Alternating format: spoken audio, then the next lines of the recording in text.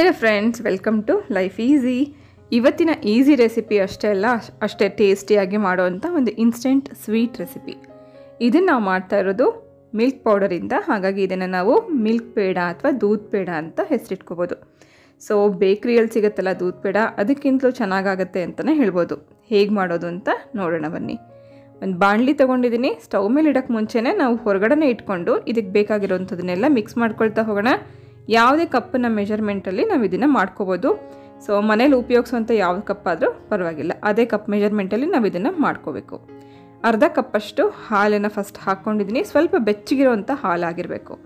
ಅದೇ ಕಪ್ ಮೆಜರ್ಮೆಂಟಲ್ಲಿ ಅರ್ಧ ಕಪ್ಪಷ್ಟು ಸಕ್ಕರೆ, ಹಾಗೆ 2 ಸ್ಪೂನಷ್ಟು ತುಪ್ಪ.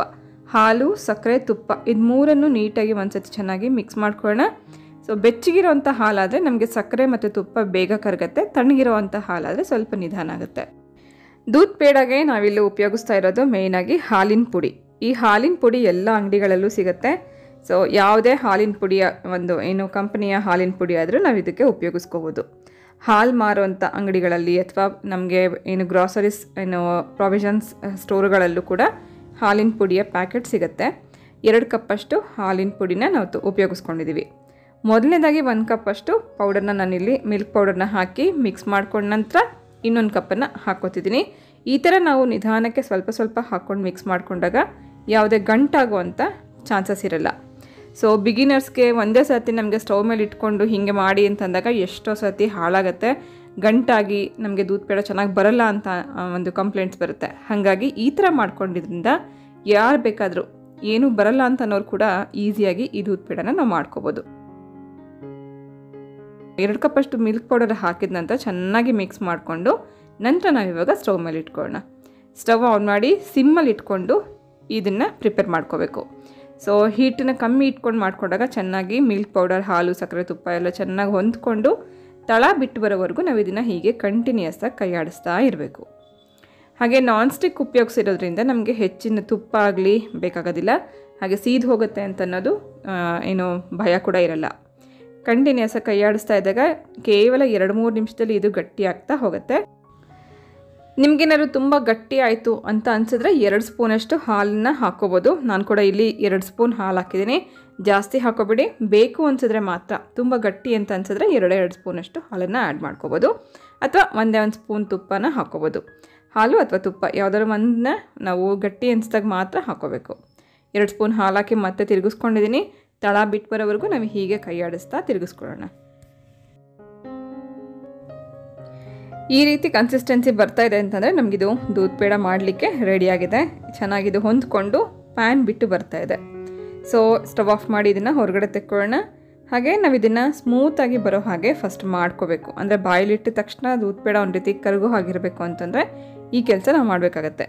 ಒಂದು ಪ್ಲೇಟ್ ಮೇಲೆ ಅಥವಾ ಒಂದು ಮಣೆ ಮೇಲೆ ಸ್ವಲ್ಪ ತುಪ್ಪ ಹಚ್ಕೊಂಡು, ಸೊ ಸ್ವಲ್ಪ ಬಿಸಿ ಇರುವಾಗಲೇ ನಾವು ಅಂಗೈಯಿಂದ ಸ್ವಲ್ಪ ನಾದ್ಕೋಬೇಕು. ನಾವು ಚಪಾತಿ ಹಿಟ್ಟನ್ನು ನಾದ್ತೀವಿ ಅಥವಾ ಮುದ್ದೆ ಕಟ್ಟುವಾಗ ನಾದ್ತೀವಿ, ಆ ರೀತಿ ಇದನ್ನು ನಾದ್ಕೋಬೇಕಾಗತ್ತೆ. ಈ ರೀತಿ ಮಾಡಿದಾಗ ಒಂದು ಸ್ಮೂತ್ ಟೆಕ್ಸ್ಚರ್ ಬರುತ್ತೆ. ಆಮೇಲೆ ನಾವು ಯಾವ ಶೇಪ್ ಬೇಕಾದರೂ ಇದನ್ನು ಮಾಡ್ಕೋಬೋದು. ಸೊ ಚೆನ್ನಾಗಿ ಇದನ್ನು ನಾದ್ಕೊಂಡಾಗಿದೆ. ಇದು ಸಾಫ್ಟಾಗಿರುವಂಥ ಒಂದು ಹಿಟ್ಟು ರೆಡಿಯಾಗಿದೆ. ಇದನ್ನು ಮತ್ತೆ ನಾವು ಒಂದು ಮಣೆ ಮೇಲೆ ಸ್ವಲ್ಪ ತುಪ್ಪ ಹಚ್ಕೊಂಡು ಚಪಾತಿ ಹಿಟ್ಟನ್ನು ಲಟ್ಟಿಸೋ ಹಾಗೆ ನಿಧಾನವಾಗಿ ಇದನ್ನು ಲಟ್ಟಿಸ್ತಾ ಹೋಗಬೇಕು. ಹಾಗೆ ಸ್ವಲ್ಪ ದಪ್ಪಕ್ಕಿರೋ ಹಾಗೆ ಮಾಡ್ಕೋಬೇಕು. ಸೊ ನಮಗೆ ದೂದ್ ಪೇಡ ಹೇಗಿರುತ್ತೋ ಬೇಕ್ರಿನಲ್ಲಿ ಅದೇ ರೀತಿ ಬರಬೇಕು ಅಂತಂದರೆ ಯಾವುದಾದ್ರೂ ಒಂದು ರೌಂಡ್ ಆಗಿರೋವಂಥ ಶೇಪಲ್ಲಿರೋವಂಥ ಬಾಟಲ್ದು ಕ್ಯಾಪ್ ಇರ್ಬೋದು, ಅಥವಾ ಯಾವುದಾದ್ರೂ ಒಂದು ಸಣ್ಣ ಸಣ್ಣ ಕಪ್ಪದು ಇಟ್ಕೊಂಡು ನಾವು ಶೇಪನ್ನು ತಕ್ಕೋಬೋದು. ಅಥವಾ ಈ ಥರನೇ ಲಟ್ಟಿಸ್ಕೊಂಡು ಕಟ್ ಮಾಡಿ ಸೈಜ್ ನಮಗೆ ಯಾವ ಶೇಪಲ್ಲಿ ಬೇಕಾದ್ರೂ ಮಾಡ್ಕೋಬೋದು. ಆದರೆ ಟೇಸ್ಟ್ ಮಾತ್ರ ದೂದ್ ಪೇಡ ಟೇಸ್ಟ್ ಒಂದು ಖಂಡಿತ ಇರುತ್ತೆ. ಸೊ ಇದೇ ರೀತಿ ನೀವು ಮಾಡಿ ನೋಡಿ, ಖಂಡಿತ ನಿಮಗೂ ಕೂಡ ಇಷ್ಟ ಆಗುತ್ತೆ. ಸೊ ಈ ರೀತಿ ಮಾಡಿಕೊಂಡು ನಮಗೆ ಯಾವ ಶೇಪ್ ಬೇಕೋ ಕಟ್ ಮಾಡಿಕೊಂಡು ಉಳಿದಿರೋದನ್ನು ಮತ್ತೆ ಅದೇ ರೀತಿ ಚಪಾತಿ ಥರ ಲಟ್ಟಿಸ್ಕೊಂಡು ಇದೇ ಥರ ಮಾಡ್ಕೋಬೋದು. ನಮಗೆ ಬಾಕ್ಸಲ್ಲಿ ಹಾಕ್ಕೊಡುವಂಥ ದೂದ್ ಪೇಡ ಹೇಗಿರುತ್ತಲ್ಲ ಅದೇ ಥರ ಇರುತ್ತೆ. ಇದೇ ರೀತಿ ಮಾಡಿ ನಾವು ಏರ್ಟೈಟ್ ಕಂಟೈನರ್ಲಿ ಹಾಕಿ ಫ್ರಿಡ್ಜಲ್ಲಿ ಇಟ್ಕೊಂಡು ಸುಮಾರು ದಿನದವರೆಗೂ ಇಟ್ಕೊಂಡು ತಿನ್ನುವಂಥ ದೂದ್ ಪೇಡ, ಅದು ಮಿಲ್ಕ್ ಪೌಡರಿಂದ ಮಾಡಿರುವಂಥ ಪೇಡ ರೆಸಿಪಿ ರೆಡಿಯಾಗಿದೆ. ಸೊ ಈ ರೆಸಿಪಿ ನಿಮಗೆ ಇಷ್ಟ ಆಗಿದೆ ಅಂತ ಭಾವಿಸ್ತೀನಿ. ಇಷ್ಟ ಆಗಿದರೆ ಪ್ಲೀಸ್ ಒಂದು ಲೈಕ್ ಮಾಡಿ. ಹಾಗೆ ನನ್ನ ಚಾನಲನ್ನು ಸಬ್ಸ್ಕ್ರೈಬ್ ಮಾಡ್ಕೊಳ್ಳಿ. ಇದೇ ರೀತಿ ಸುಲಭವಾಗಿ ಕಲಿಯುವಂಥ ಸಾಕಷ್ಟು ರೆಸಿಪೀಸ್ನ ನಾನು ತರ್ತಾ ಇರ್ತೀನಿ. ಸೊ ಇದಕ್ಕೆ ನಮಗೆ ಡೆಕೋರೇಷನ್ಗೆ ಬೇಕಿದ್ರೆ ಮೇಲಿಂದ ಡ್ರೈ ಫ್ರೂಟ್ಸ್ ಹಾಕೋಬೋದು, ಅಥವಾ ಸಿಲ್ವರ್ ವರ್ಕ್ ಸಿಗುತ್ತೆ. ಸಿಲ್ವರ್ ವರ್ಕ್ ಹಾಕ್ಕೊಂಡ್ರೆ ಇನ್ನೂ ರಿಚ್ಚಾಗಿ ಕಾಣಿಸುತ್ತೆ. ಫೆಸ್ಟಿವಲ್ ಟೈಮಲ್ಲಿ ಅಥವಾ ಮನೆಗೆ ಯಾರಾದ್ರು ಗೆಸ್ಟ್ ಬಂದಾಗ ಕೂಡ ಇನ್ಸ್ಟಂಟಾಗಿ ಮಾಡಿಕೊಡುವಂಥ ಒಂದು ರೆಸಿಪಿ. ಕೇವಲ 2 ಕಪ್ಪಷ್ಟು ಮಿಲ್ಕ್ ಪೌಡರಿಂದ ನಾವು ಕೇವಲ 10 ನಿಮಿಷದಲ್ಲಿ ಈ ರೆಸಿಪಿಯನ್ನು ಮಾಡ್ಕೋಬೋದು. ಮೇಲಿಂದ ಅಲಂಕಾರ ನಮ್ಮ ಇಷ್ಟದ ಪ್ರಕಾರ ಮಾಡ್ಕೋಬೋದು. ಸಿಲ್ವರ್ ವರ್ಕ್ ಹಾಕೋದ್ರಿಂದ ಸ್ವಲ್ಪ ರಿಚ್ ಲುಕ್ ಬರುತ್ತೆ, ಅಥವಾ ಈ ಥರದ್ದು ಚೆರ್ರೀಸ್ನ ಸಣ್ಣ ಸಣ್ಣದಾಗಿ ಕಟ್ ಮಾಡಿ ಹಾಕಿದಾಗ ಇನ್ನೂ ಚೆನ್ನಾಗಿ ಕಾಂಟ್ರಾಸ್ಟ್ ಕಲರ್ ತುಂಬ ಚೆನ್ನಾಗಿ ಕಾಣಿಸುತ್ತೆ. ಸೊ ಈ ಥರದ ಅಲಂಕಾರಗಳನ್ನು ನಮ್ಮ ಇಷ್ಟದ ಪ್ರಕಾರ ಡ್ರೈ ಫ್ರೂಟ್ಸಿಂದ ಕೂಡ ಮಾಡ್ಕೋಬೋದು. ಆದರೆ ರುಚಿ ಮಾತ್ರ ತುಂಬ ಚೆನ್ನಾಗಾಗುತ್ತೆ. ದೂದ್ ಪೇಡ ರೆಸಿಪಿ ಇದು ತುಂಬ ಕೆಲವೇ ಸಾಮಾನುಗಳಿಂದ ಕೆಲವೇ ಸಮಯದಲ್ಲಿ ಮಾಡ್ಕೊಳ್ಳುವಂಥ ಈಸಿಯೆಸ್ಟ್ ಹಾಗೆ ಟೇಸ್ಟಿಯೆಸ್ಟ್ ರೆಸಿಪಿ. ಈ ರೆಸಿಪಿಯನ್ನು ನಿಮ್ಮ ಫ್ರೆಂಡ್ಸ್ ಆ್ಯಂಡ್ ಫ್ಯಾಮಿಲಿಗೂ ಶೇರ್ ಮಾಡಿ, ಹಾಗೆ ನನ್ನ ಚಾನಲನ್ನು ಸಬ್ಸ್ಕ್ರೈಬ್ ಮಾಡಿಸಿ. ಸೊ ಈ ರೆಸಿಪಿ ಜೊತೆಗೆ ನಾನು ಹೊರಡ್ತಾ ಇದ್ದೀನಿ. ಮತ್ತೆ ಸಿಗ್ತೀನಿ ನಾಳೆ ಇನ್ನೊಂದು ಹೊಸ ರೆಸಿಪಿ ಜೊತೆಗೆ. Thanks for watching.